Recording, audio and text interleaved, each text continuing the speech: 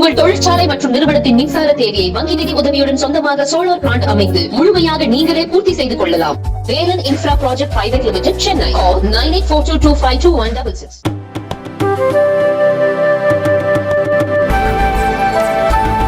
இடஒதுக்கீடு குறித்த வரலாற்றை மறந்துவிட்டு பேசுகிறார் பிரதமர் மோடி என்று முன்னாள் மத்திய அமைச்சர் ப. சிதம்பரம் விமர்சித்துள்ளார். இது குறித்து அவர், பிரதமர் தொடர்ந்து தேர்தல் பிரச்சாரத்தில் உளறி வருகின்றார். அவர் உயிருடன் இருக்கும் வரை மத அடிப்படையில் யாருக்கும் இடஒதுக்கீடு வழங்க அனுமதிக்க விடமாட்டோம் என்கிறார்.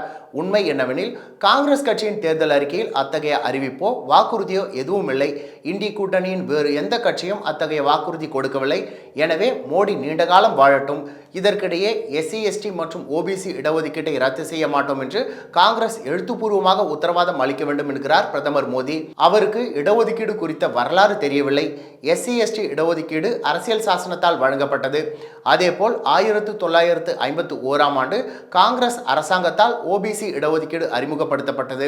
மத்திய அரசு பணிகள் மற்றும் மத்திய கல்வி நிறுவனங்களில் ஓபிசிக்கு 27% இடஒதுக்கீடு கொண்டு வந்தது நரசிம்மராவ் மற்றும் மன்மோகன் சிங் தலைமையிலான காங்கிரஸ் அரசு. பாஜகவிடம் இதே போன்ற கோரிக்கையை முன்வைத்தால் காலாவதியான காசோலையை போல் 2004 முதல் இருக்கும் அக்கட்சியின் காலாவதி வாக்குறுதிகளின் பட்டியலில் தான் அந்த கோரிக்கைகளும் இருக்கும் என்று ப. சிதம்பரம் விமர்சித்துள்ளார்.